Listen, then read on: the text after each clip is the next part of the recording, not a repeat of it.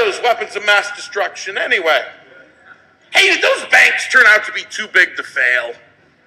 You know, you just have to make the lie large enough. And a trick to making a lie large, start with something true. Something that is ideally provocatively true, like a bright spear running through the center, a bright provocative idea. Then you pack around that lies, half-truths, delusions. You pack them like explosives, and you pass that idea through, and that truth value of that central spike percolates outward and infects the whole. Cohn is very good, and he taught his student well. Not that you're worried about it, because you believe that Donald Trump is an idiot. There's a reason you believe that. It's because Donald Trump is an idiot. Congratulations on your perspicacity. It was very perceptive of you to see that. No, he's funny. It's funny talking to you sometimes, because it's like talking to my mirror, because I share a lot of your values, you know, and so I can see the thing, because I share it. I have this problem too. It's sort of like the crack that runs, the tragic flaw that runs through everyone on the left as a whole, and I know you don't want to hear it, but it's my job sitting here under the lights. It's actually my job to tell you, even if you don't want to hear it. It's my job to tell you that you're smug. No, you don't like that. You know what's funny is that when you don't like something, you actually get more smug. It's like looking out into the darkness of a brooding hen house, and all the hens are going like, don't talk about me, talk about Trump, fat man, talk about Trump some more. No, you're smug. I know I'm smug too. You're smug.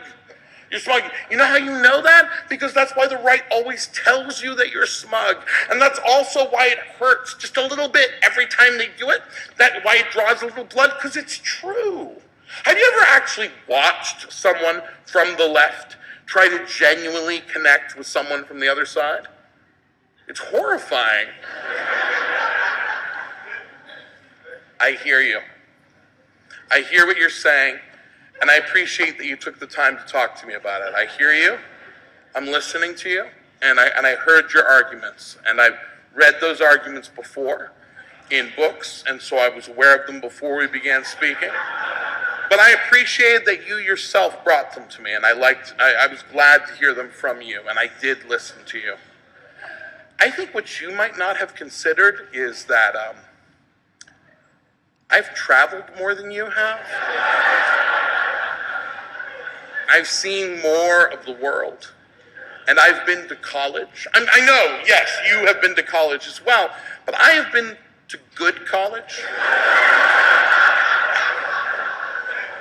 And one of the things that I learned there and have employed in my life is, I use logic and rhetoric to chain my arguments together and to create nets of ideas connecting one to another, and that's why they have this quality where they're woven together. And you have arguments, some of which you have simply heard on the radio.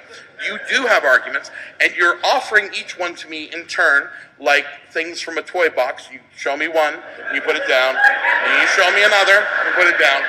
Sometimes you show me the same one twice, and I'm like, that was the same one. They're not connected to each other. They're separate. And I get that I understand you're working within the context that you exist in, that makes sense to you, but they're not connected to each other at all. I'm just telling you. I'm glad we're having this conversation, because I feel like you and I, we are both we both have one vote. We are both equal. It's just that I'm more equal.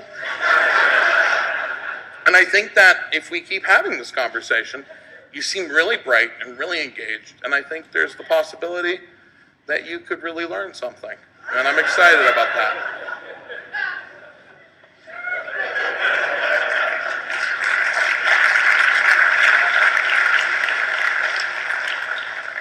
See, some people find that smug. Go figure. But the smugness has to come from somewhere, right? I mean, it does. If it's across the entire left, it has to come from somewhere. It can't just come from nowhere, because that would make all of you assholes, right? You're not assholes. Well, not all of you. But it comes from somewhere. It comes from a very deep-seated idea. And the deep-seated idea is simple. You believe that you are better than the people you are arguing with. And that idea is built on a number of things. You believe you are more intelligent than the people you're arguing with. You believe you are more educated than those people. You believe you are right about the issues in the world and what is going on. And you believe you are right in the largest sense, like over the long arc of history. Like if we go forward 150 years, you expect that whoever's looking back on this time, they'll be like, it was a barbaric time, except for the people in that one theater. They had the right idea, and apparently a Cockney accent. I don't know what that's about.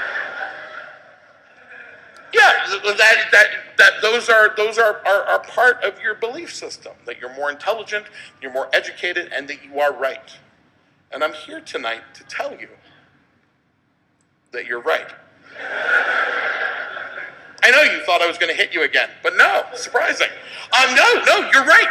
You're right. You're right about it, all the fundamentals. You are more intelligent. You are better educated.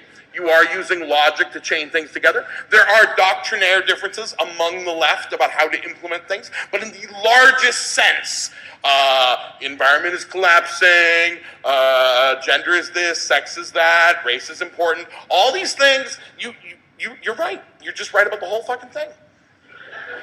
Congratulations. When you leave here tonight, you will each be given a Mensa medal, which you should hang on to because it is great for dating.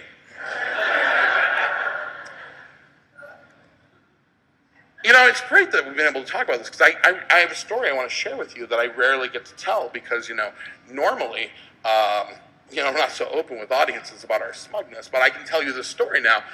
I'm a frighteningly intelligent person. But you know what that's like, right? It's just really hard.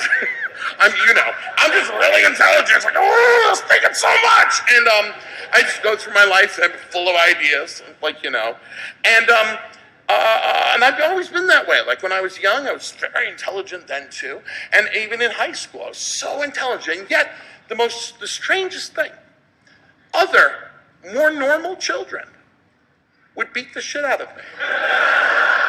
I know. And I just like you, I'm shocked too. And I would tell them, as they were hitting me, I'd be like, but I'm smarter than you. And they would keep on hitting me. And I would say to them, but I can recite Goethe. And they would hit me even harder.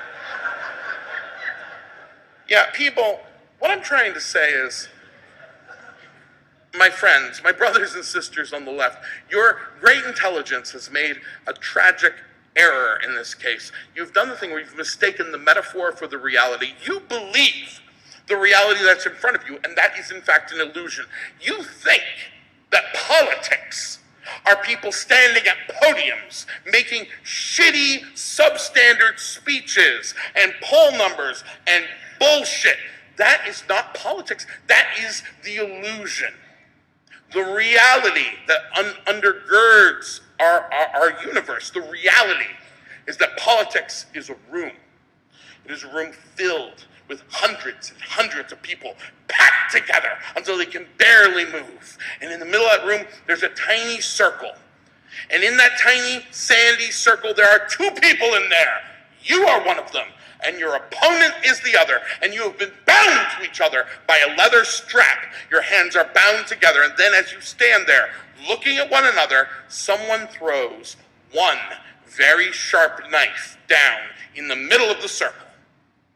And do you know, brothers and sisters of the left, what the response of the left often is when they wake up to this reality? They think, why am I here? Why this circle? Why are there so many people around me? And why am I tied to this man? What are the structural inequalities that have brought us to this juncture? How have I come to wait? I'm feeling something. It's cold and sharp and entering between my third and fourth rib. You're dead!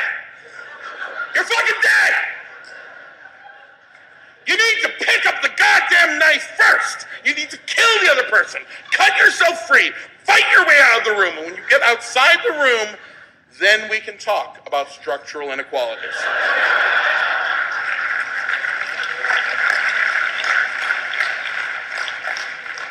All night long.